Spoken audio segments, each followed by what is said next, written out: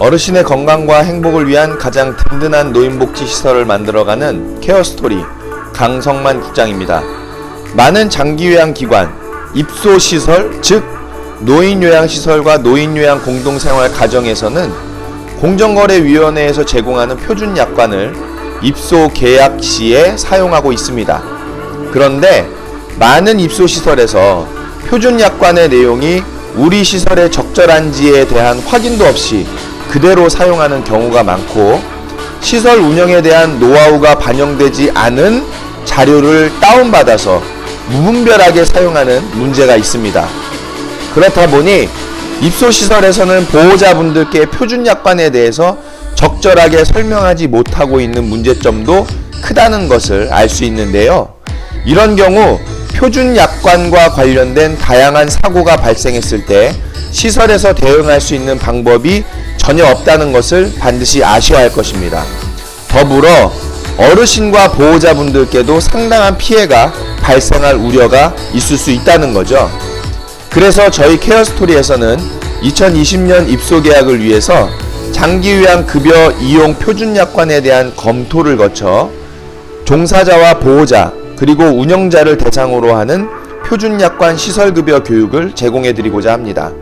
이 영상을 통해서 시설의 종사자분들과 보호자분들께 표준약관에 대한 상세한 이해와 안전한 시설 이용에 도움을 드리게 될 것으로 생각합니다. 케어스토리 운영 지원을 받고 계신 입소시설에서는 입소계약을 담당하고 계신 종사자분들은 입소계약을 위해서 본 영상을 반드시 참고하시기 바라겠고요. 동시에 입소계약 시에 보호자분들께도 본 교육 영상을 카카오톡 등으로 제공해 주시기를 당부드리겠습니다. 자, 그럼 장기요양급여 이용 표준약관 시설급여 지금부터 함께 살펴보시겠습니다.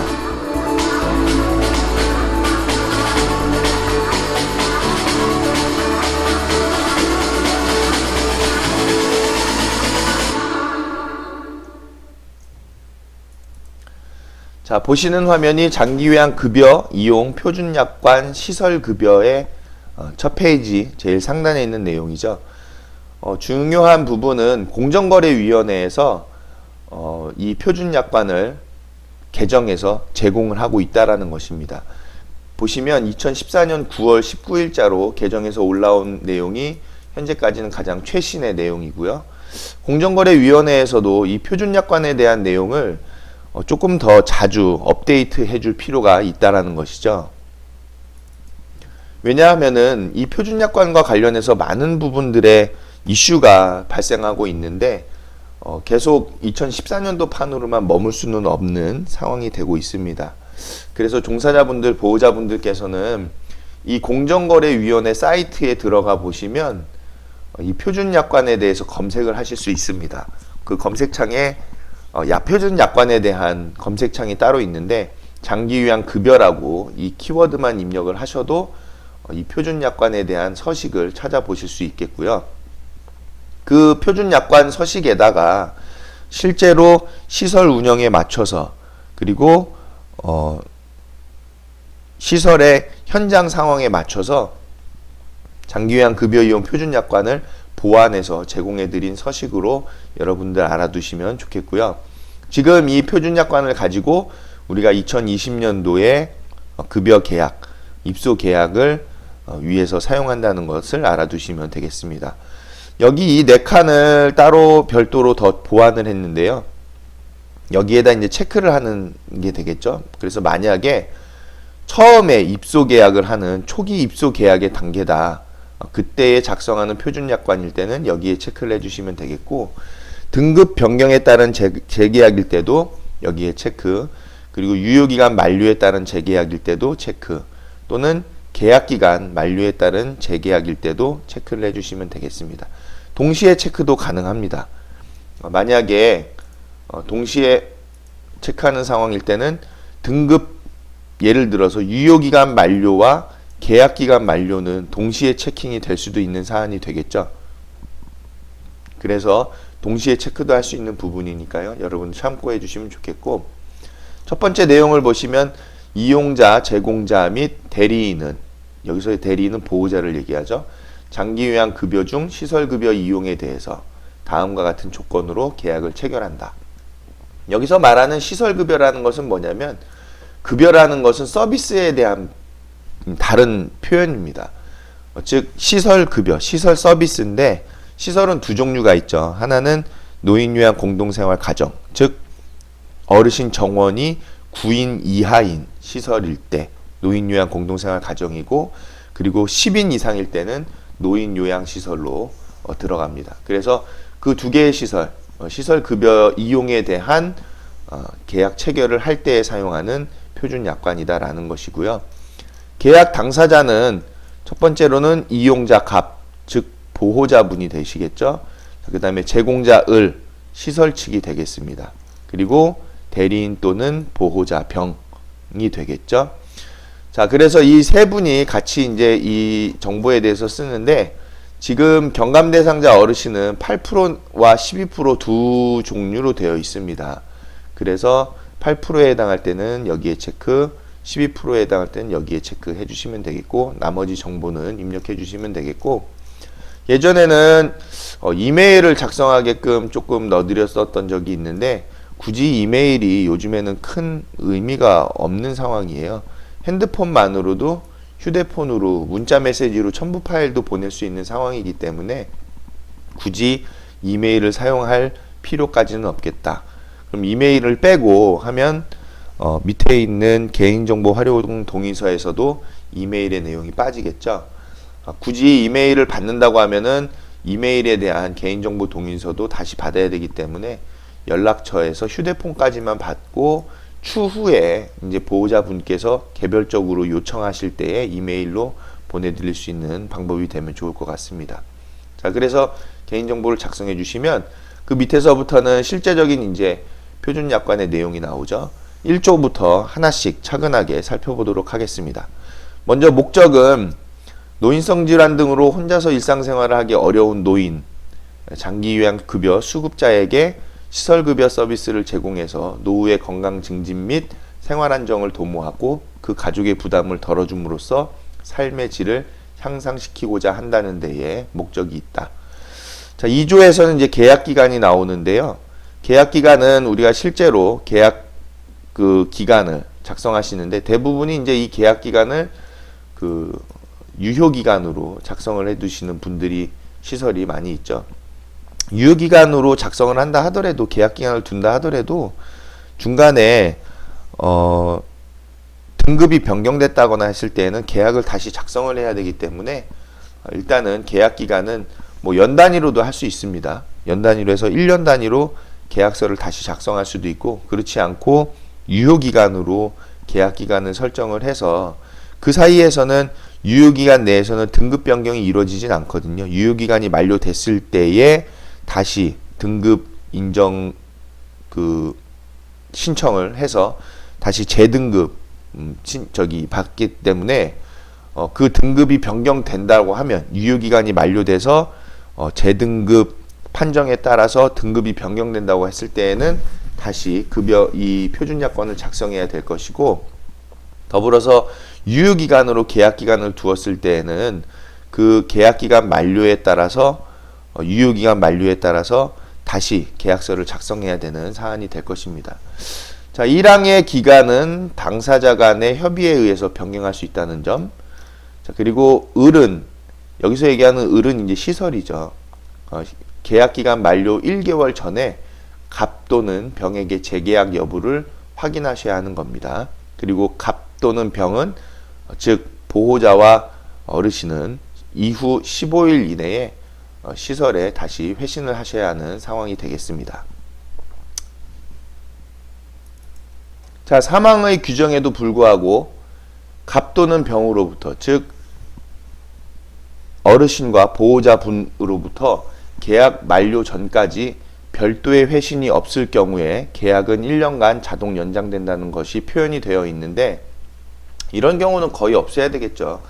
계약기간 만료 전까지 회신을 보호자분들께 하면은 보호자분들께서는 반드시 그에 대한 답변을 해주셔야 되고 계약을 다시 작성해 주셔야 될 것입니다. 그래서 자동으로 계약 연장이 된다는 표현이 되어 있지만 원칙적으로는 그냥 자동으로 이어진다. 작성을 못했기 때문에.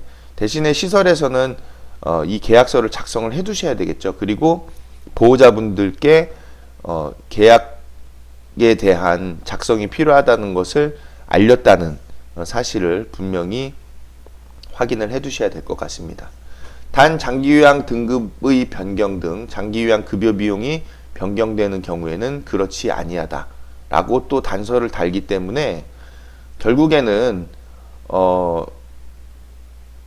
계약 만료 전까지 보호자분들과 같이 해서 계약서를 다시 작성하는 것을 안내를 드립니다. 자, 5항에서는 계약 내용 변경사항, 장기요양 인정 등급, 장기요양 급여 비용, 또 비급여 비용 등 이런 계약 내용이 변경되었을 때 이를 즉시 어르신과 보호자에게 알리고 입소 비용에 반영하여야 한다는 것이고요. 또 갑이 계약기간 만료 또는 그 이전의 계약을 해지하고자 하는 경우, 즉 어르신과 보호자분께서 계약을 해지하고자 하는 경우에는 해당 일 또는 계약기간 만료일로부터 15일 전에 신청해야 한다라고 되어 있는데 해당 일이라고 표현했기 때문에 굳이 계약기간 만료일로부터 15일 전에 신청하는 것은 큰 의미는 없겠죠. 그래서 그냥 경우에는 해당 일이라고 보시면 되겠죠. 그냥 계약을 해지하고자 하는 경우에는 그냥 바로 그 당일에 신청을 하면 될 수 있다라는 부분이고, 다만 부득이한 경우에는 유선으로도 통보할 수 있다라고 되어 있기 때문에 전화로도 신청할 수 있겠다라는 부분입니다. 제3조는 입소 이용료 납부에 대한 내용인데 어르신의 입소 당월을 포함해서 매월 이용료는 매월 15일에 납부하기로 하는데 납부일이 공휴일인 경우에는 그 이 길로 하고 비용은 을로부터 비용 안내를 받은 후 납부하기로 한다. 즉 시설에서 보호자분들께 그 입소 비용에 대해서 안내를 먼저 15일 전에 하고 그리고 15일에 보호자분들께서는 입소료를 이용료를 납입을 하시면 되겠다는 것입니다. 보호자분은 본인 일부 부담금과 비급여 항목에 대한 비용을 전액 지불하여야 하고요. 또 보호자분의 이용료 납부 방법은 무통장 입금, 카드 결제, 자동 이체로도 할 수 있습니다. 대부분이 무통장 입금을 사용하고 있죠. 카드 결제로 했을 때에는 수수료가 발생하는 문제가 있고 또 카드 결제 시스템을 시설에서 또 관리해야 하는 어려움도 있기 때문에 무통장 입금을 대부분이 사용하고 있고 무통장 입금에 따라서 현금 영수증을 발급해 드리고 있죠. 그런데 간혹 자동 이체도 사용하는 시설들이 있습니다. 그런데 입소 비용이라는 것은 매월 비용이 계속 변동될 수도 있기 때문에 외박 같은 이유로 해서 변동될 수도 있기 때문에 후불로서 비용을 결제하니까 무통장 입금으로 하시는 것이 가장 적절하겠다라는 것으로 추천드릴 수 있습니다. 또 보호자의 개별적인 요구에 의한 물품의 구입, 또 개별적인 희망에 의한 외부 서비스 제공자로부터의 프로그램 서비스 등의 용역 제공에 따른 실비는 보호자 또는 어르신께 을이 별도 부담을 을에게, 즉 시설에게 별도 부담하셔야 하는 내용이 되겠습니다. 자, 4조에서는 계약자 의무가 있는데요. 갑과 을 그리고 병은 다음의 의무를 성실하게 이행하여야 한다. 갑의 의무, 즉 어르신이죠. 월 이용료 납부, 시설의 건전한 생활 분위기 조성에 협조, 시설 내 개인 애완동물 사용 금지 등 청결, 인적사항 변동 시 즉시 통보, 기타 시설 생활 규칙을 이행한다. 그 다음 시설의 의무인데요. 갑의 건강관리 협조 및 장기요양 서비스, 즉 시설급여를 제공한다. 갑의 신변 이상을 병에게 즉시, 즉 보호자에게 즉시 연락하고 식사 제공 및 생활상담, 조언 및 생활편익을 제공한다. 건물 및 부대시설의 청결 및 유지를 관리하고 기타 갑의 안락한 노후 생활에 협조를 한다는 것이죠. 병의 의무, 보호자의 의무는 갑에 관한 어르신에 관한 건강 및 필요한 자료를 제공하고 어르신의 월 이용료 등 입소 비용을 부담하고 인적사항 등 변경 시 즉시 통보를 하고요. 갑에 의무이행이 어려울 시 대리인 선정 및 을에게 통보를 하셔야 되는 것이고 기타 시설생활 규칙을 이행해 주시는 것입니다. 계약 해지 요건을 보시면 어르신께서 해지하시는 부분인데 갑과 병은 즉 어르신과 보호자는 의사에 따라 자유롭게 퇴소를 결정할 수 있고요. 제2조 제6항에 의거해서 이에 대한 사항을 시설에 통지하셔야만 합니다. 다만 부득이한 경우에는 유선으로 통보할 수도 있고요. 자, 그 다음에 시설에서 계약을 해지하는 경우인데 어르신의 건강진단 결과 감염병의 예방 및 관리에 대한 법률에 따른 감염병 환자로서 중한 감염의 위험성이 있는 경우로 판정될 때, 그리고 타 입소자의 안전과 인권에 심각한 위협이 될 때, 또 어르신의 이용료를 2개월 이상 납부하지 않고 연체하였을 때, 단 시설이 보호자분들께 서면으로 이용료 미납 내역을 알리고 또 보호자분들이 해당 안내를 받은 날로부터 14일 이내에 연체한 이용료를 납부하지 않은 경우에 해당하겠습니다. 자, 제6조에 보시면 이제 퇴소에 대한 내용인데요. 시설은 제5조 2항의 규정에 의해서 계약 해지 사용화가 발생한 경우 이에 대한 증빙 서류와 함께 계약 해지 의사를 보호자분들에게 서면으로 통지하셔야 하겠고요. 보호자분들은 제1항의 규정에 의한 통지를 받았을 때 시설에게 전화, 메시지 등으로 퇴소 의사를 알리시고 또 어르신의 물품을 인수해서 퇴소하셔야 하는 것입니다. 단 어르신의 물품을 시설로부터 보호자분이 1년 동안 인수하지 않았을 경우 시설은 보호자분들께 물품 보관 내역과 처리 예정을 통보하여야 하고요. 그리고 시설은 통보일로부터 7일 후에 자체적으로 해당 물품을 처리할 수 있도록 규정되어 있습니다. 단 이에 대해서 어르신과 보호자분들은 시설에 이의를 제기할 수 없는 내용이 들어있다는 점도 아시기 바랍니다. 자, 그 다음 시설은 어르신의 퇴소 시에 이용료 잔액에 대해서 현금 또는 보호자분들이 지정한 계좌로 지체 없이 지급하여야 하는 내용이 있는데 실제로는 후불납입이기 때문에 이 내용은 조금 불필요한 사항이 될 수도 있겠죠. 왜냐하면 후불납부를 하고 있기 때문에 오히려 시설에서 어르신과 보호자분들께 이용료 잔액에 대해서 안내를 하는 것이 오히려 맞는 내용이 될 것입니다. 그래서 이 내용에 대해서는 포함이 되어 있는 것도 필요하겠죠. 왜냐하면은 을이 또 입소 비용을 더 받은 경우들도 있을 거거든요. 그렇기 때문에 이 내용도 들어있을 필요는 있습니다. 다만 실제적으로는 후불제로 이루어지고 있다는 점을 여러분들 알아두시면 좋겠죠. 자, 제7조에서는 입소 물품인데 보호자분들은 시설 입소 시에 개인 물품을 시설과 협의해서 반입할 수 있다는 점이고요.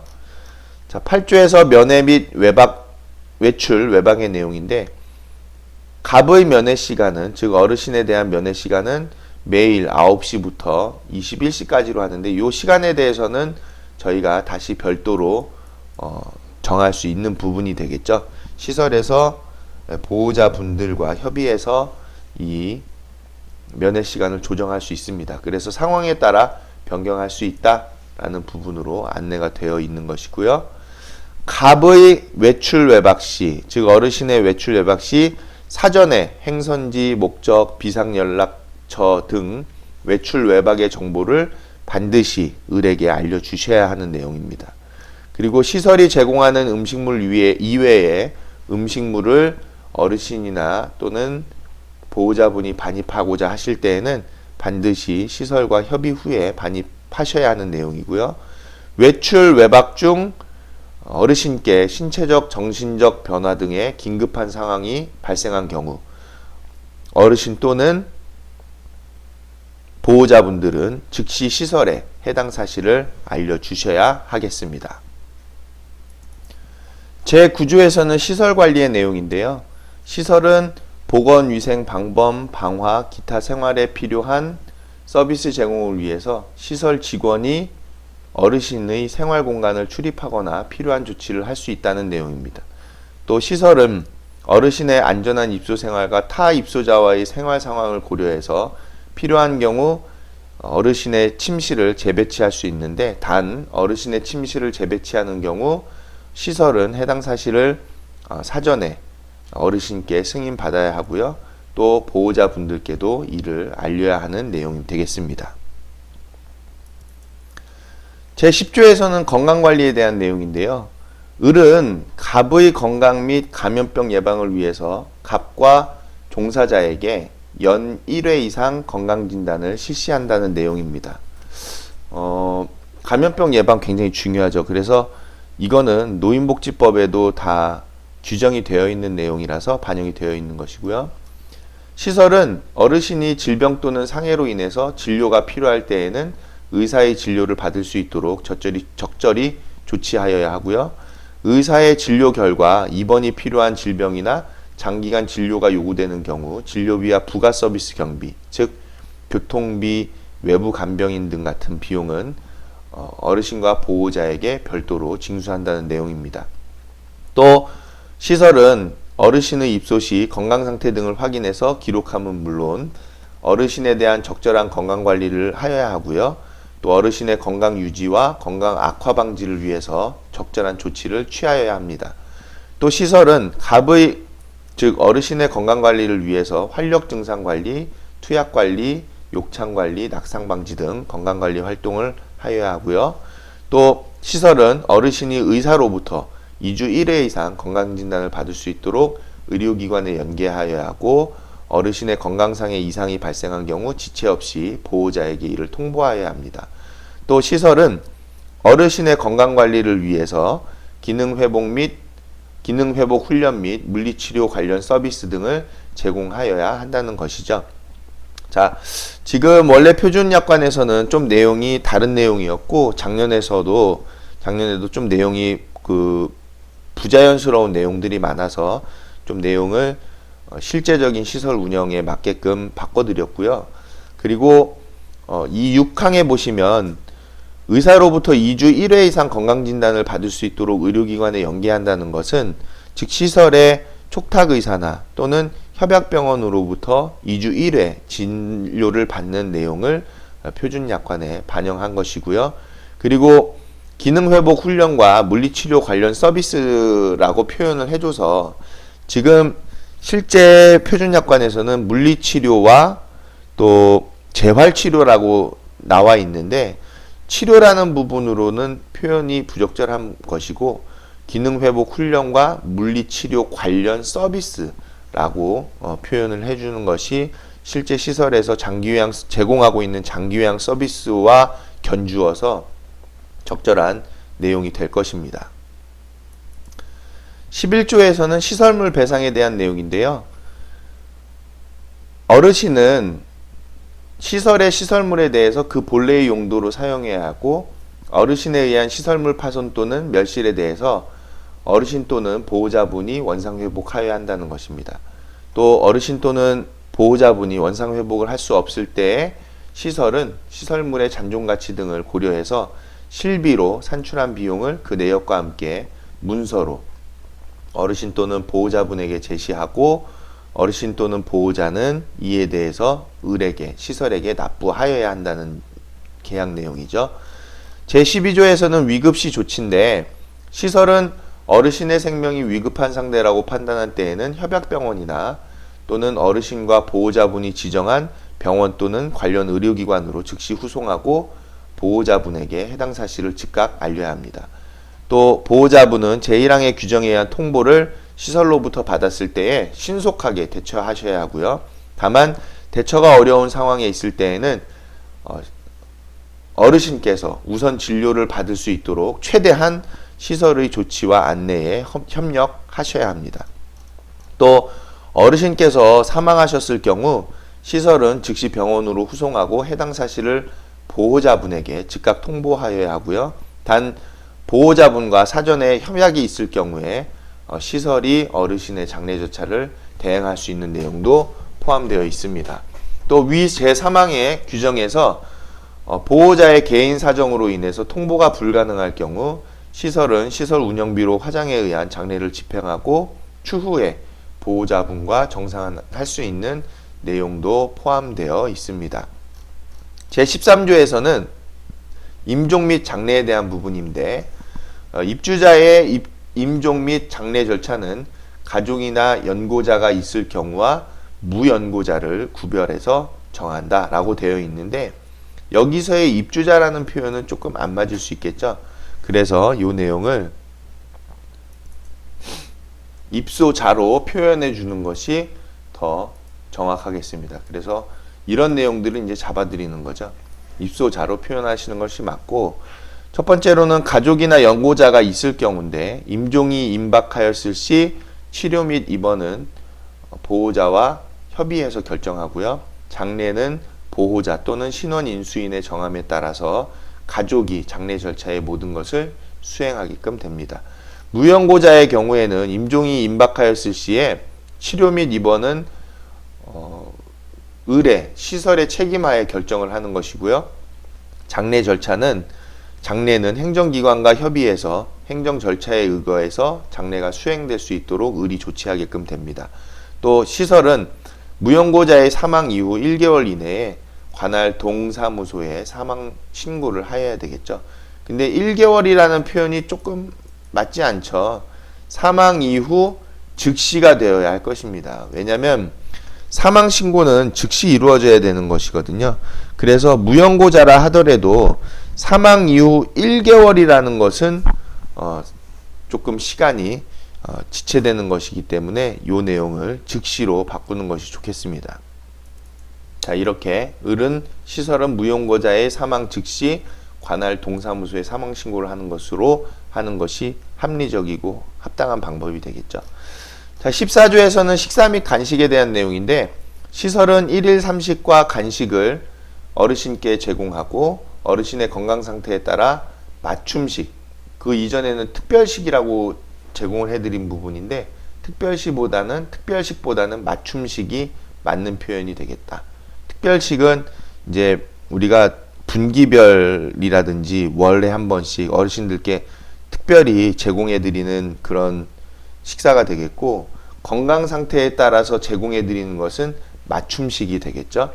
자, 그리고 맞춤식, 즉 경관급식비 같은 것들은 일반 수급자의 식재료비와 간식비를 초과하는 부분에 대해서 보호자분들이 별도로 부담하셔야 된다는 내용입니다.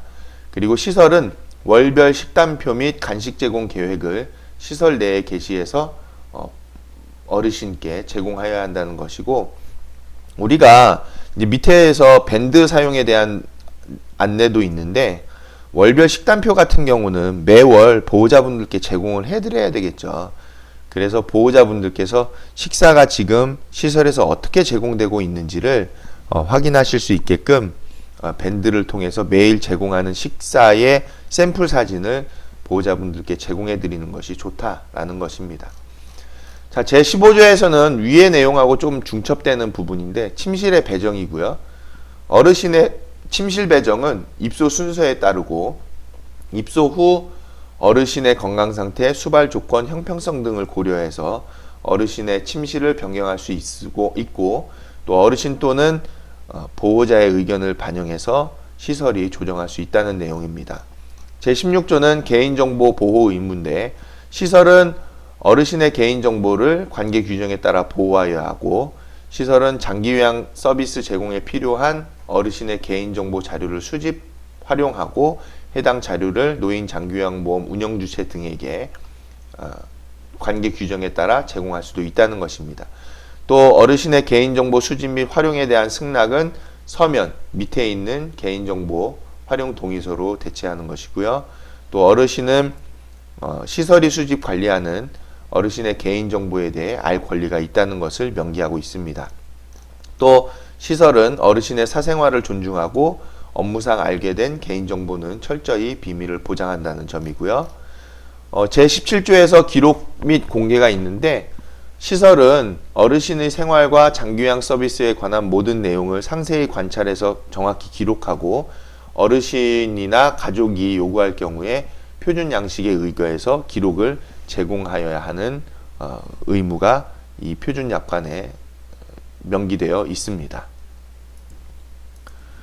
자, 18조의 내용 굉장히 중요하죠. 배상 책임에 대한 부분인데 다음 각 호에 해당하는 경우 시설은 어르신께 배상할 의무를 지는데요. 첫 번째, 시설 종사자의 고의나 과실로 인해서 어르신을 부상케 하거나 사망에 이르게 하였을 때, 여기서 중요한 것은 고의나 과실이라는 것이죠.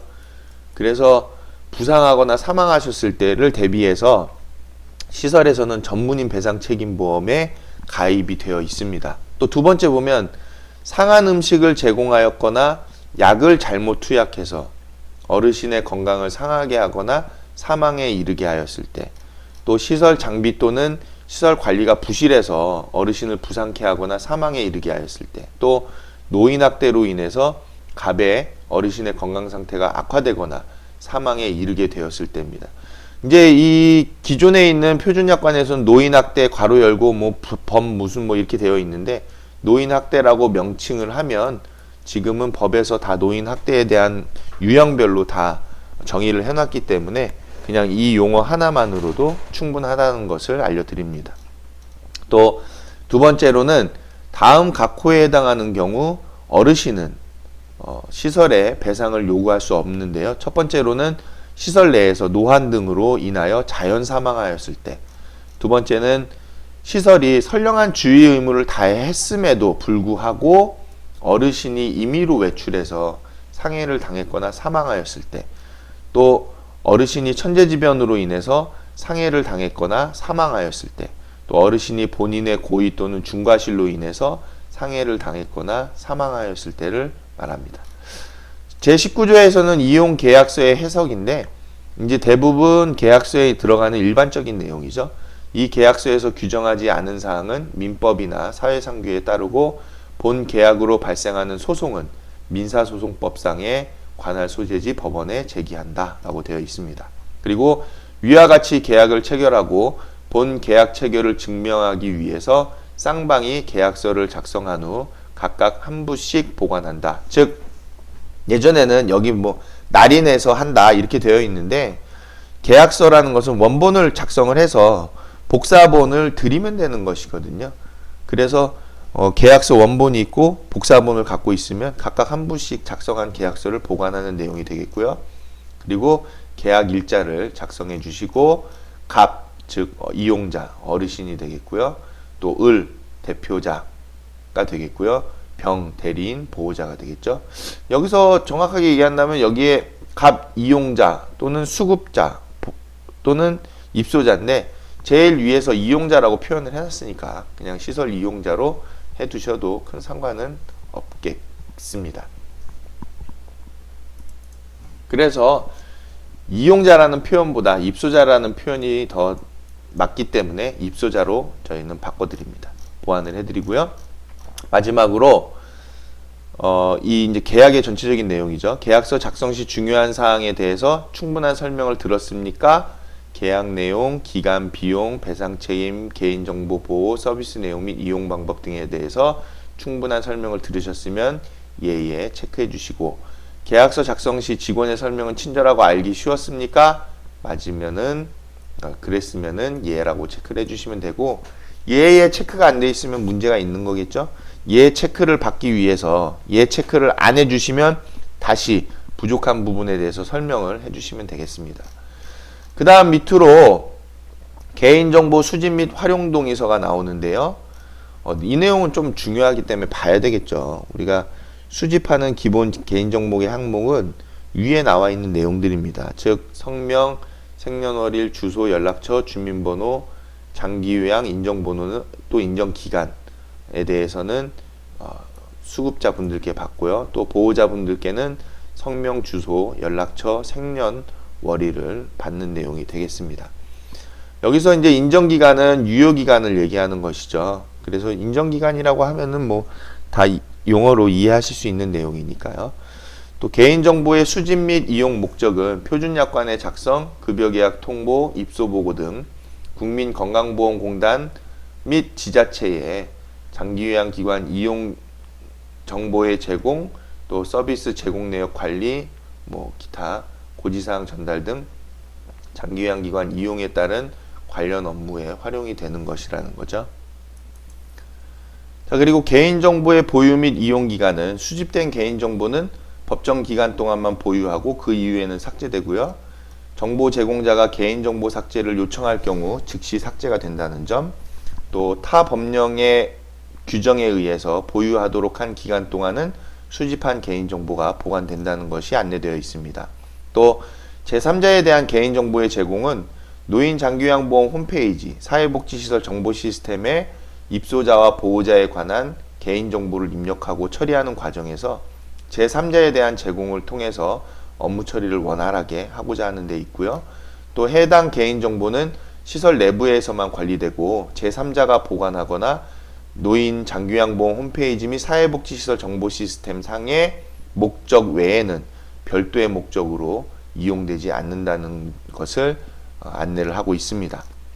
또 개인정보 제공자가 동의한 내용 외의 다른 목적으로 개인정보를 활용하지 않으며 제공된 개인정보의 이용을 거부하고자 할 때에는 개인정보 관리 책임자를 통해 열람, 정정, 삭제를 요구할 수 있다는 것. 그리고 수급자와 보호자의 개인정보는 개인정보 관리 지침에 따라서 적법하게 관리되고 있음을 안내하고 있습니다. 그래서 개인정보보호법 등 관련 법규에 의거하여 상기 본인은 위와 같이 개인정보 수집 및 활용에 동의한다는 동의서를 받게끔 되어 있죠. 여기서 이제 또 수급자라고 표현이 되어 있는데 수급자는 이제 어르신이라는 것은 여러분들 잘 아시죠? 그래서 이 부분을 용어를 좀 통일해 주면 그것도 좋겠다라고 보여집니다.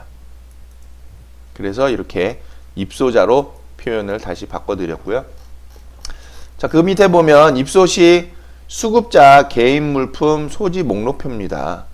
그래서 이제 여기서도 이제 수급자라고 표현을 하고 있는데 이 부분을 이제 입소자로 바꿔주면 또 하나로 통일성을 가질 수 있겠죠. 이 부분에 대해서 이제 수급자를 입소자로 이제 살짝 바꿔서 용어를 또 통일해주고 입소 시에 어르신의 입소자 개인 물품 소지 목록표를 작성을 하는데요. 입소자 성명, 성별, 또 등급, 입소 일시를 적어주시고 개인 물품에 대한 것을 번호에 따라서 수량까지도 작성해 주셔서 마지막에 보호자 확인을 받아두시면 되겠습니다. 필요시에는 사진으로도 개인 물품을 기록하여 두시고요. 또 혐오 물품, 동물, 급여 제공에 방해가 되는 물건 및 다른 수급자에게 피해를 주는 물품 등은 개인 소지가 불가한 물품임을 사전에 안내를 하고 있습니다. 여기서도 수급자로 되어 있는데 이렇게 입소자로 바꾸는 것이 오히려 좀 통일성을 주는데 좋겠죠. 자, 그 다음에 표준약관 부본 발급 확인서가 있는데 이제 계약서 한 부를 작성을 해서 이 계약서를 복사를 해서 부본을 발급해 드렸다라는 확인서가 되겠고요. 시설 입소를 위해서 표준 입소 계약서, 즉 표준약관을 작성하고 장기요양 급여 이용 표준약관의 부본을 제공해 드렸다, 즉 제공받았다라는 그런 확인서가 되겠습니다. 그래서 입소자 성명, 보호자 성명을 작성해 주시면 되겠고, 그 다음에 입소생활 소식, 입소비용 안내, 또 장기요양 급여 제공 기록지, 장기요양 급여 비용 명세서의 수령 방법에 대해서 안내를 해드리는 안내문인데요.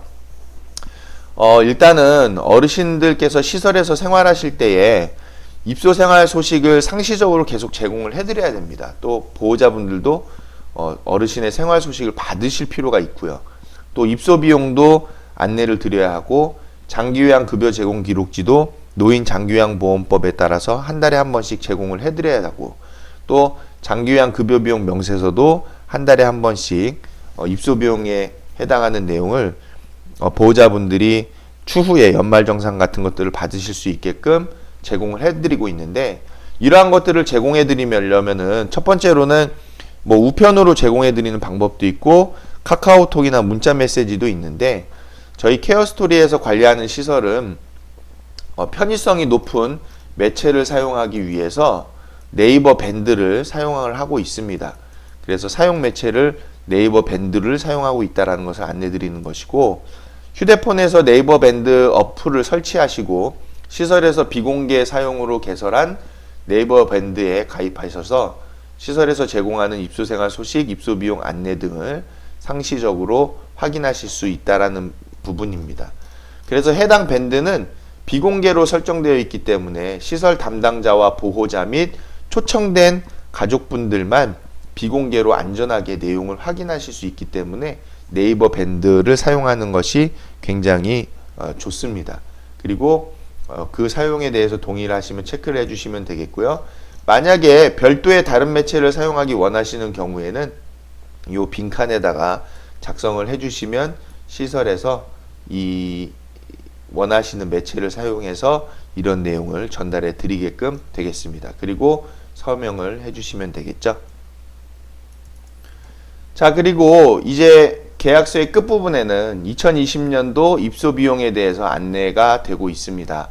2020년도 노인요양 공동생활 가정 1일당 급여 비용은 1등급이 62,230원, 2등급이 57,750원, 3에서 5등급이 53,230원이다. 노인요양 공동생활 가정의 1일당 급여 비용입니다. 자, 그래서 그 본인부담금은 부여받으신 본인부담금률에 따라서 일할 계산되는 것인데, 그 방법이 이제 안내가 되어 있죠. 시설급여 일반 대상자는 20%, 감경 40%자는 12%, 또 60%자는 8%. 이해가 잘 안 되시죠? 그래서 그 비용에 대해서 상세하게 설명이 되어 있는데, 비급여 비용은 이제 시설에서 여기에 제시를 하겠죠. 그래서 제시되어 있는 금액이라는 점을 여러분들 확인하시면 되겠고, 또 어르신의 병원 진료와 약조제를 위해서 시설에서 지출한 병원비 및 약제비는 월별로 보호자분들께 안내가 되고 있다는 점, 그리고 입소비용 계산 방법에 대해서도 설명을 드리고 있는데, 예를 보는 게 좋겠죠. 예를 들어서 장기요양 2등급이시면서 본인 일부 부담률 40% 감경 대상자이시면 시설급여 12%를 적용받으시는데, 만약에 이 어르신께서 시설을 31일간 이용하신 경우에는, 자, 2등급 어르신의 1일 급여 비용 57,750원이죠. 곱하기 본인 부담률 12%를 여기 합니다. 그 다음에 곱하기 31일을 하면 31일간 시설을 이용하신 입소 비용, 본인 부담금이 계산이 되겠죠. 그 다음 31일간의 식재료비는 만약에 하루에 6,000원씩이다. 즉, 한 끼에 2,000원씩이다. 그러면 아침, 점심, 저녁을 다 드셨다라고 하면은 186,000원이 되겠고, 31일간의 간식비, 오전, 오후로 하는데 31일간 다 드셨다고 하면은 31,000원이 되겠습니다. 그래서 그 외에 이제 병원 진료비와 약제비가 별도로 청구가 돼서 1번, 2번, 3번, 4번을 다 합치면 431,830원이라는 금액이 나오겠죠. 자, 이렇게 계산하는 방법이 안내가 되어 있고, 입소비용과 관련해서 궁금하신 내용은 시설 전화번호를 기재해 주셔서 여기로 전화를 하시면 되겠습니다. 자, 그 다음에 비급여 대상 항목 및 기타 실비 수납 기준이 나와 있는데요. 여러분들 이 내용은 한번 살펴보시면 되겠고, 비급여 항목에 대한 세부 기준이 이제 제시가 되어 있어서 원칙적으로 실제 소요 비용 실비만을 비급여 항목에서 청구를 할 수 있다, 보호자분들께. 그리고 세부 기준으로는 식사재료비와 상급 침실 이용료, 그리고 임의용비 같은 것들이 비급여에 해당하는 항목들이다. 그리고 비급여 항목 외 실비 수납 기준은 수급자가 개별적으로 요구하는 물품 및 용역을 시설에서 구매하여 제공하는 경우 실비를 수납할 수 있고, 기관은 실비 이외에 추가 비용을 수납하지 못한다 라는 내용이 안내되어 있으니까요. 한번 확인해 보시면 좋겠습니다. 자, 여기까지 해서 시설급여 표준약관에 대해서 함께 살펴보셨고요. 시설에서는 이 내용을 바탕으로 우리 시설에 맞게끔 표준약관을 보완하셔서 보호자분들께 급여 계약 시에 활용해 주시면 되겠고, 보호자분들께서는 이 영상을 바탕으로 해서 표준약관의 내용이 이렇게 되어 있구나 하는 상세적인 이해에 도움이 되셨기를 바라겠습니다. 오랜 시간 시청해 주셔서 대단히 감사합니다. 고맙습니다.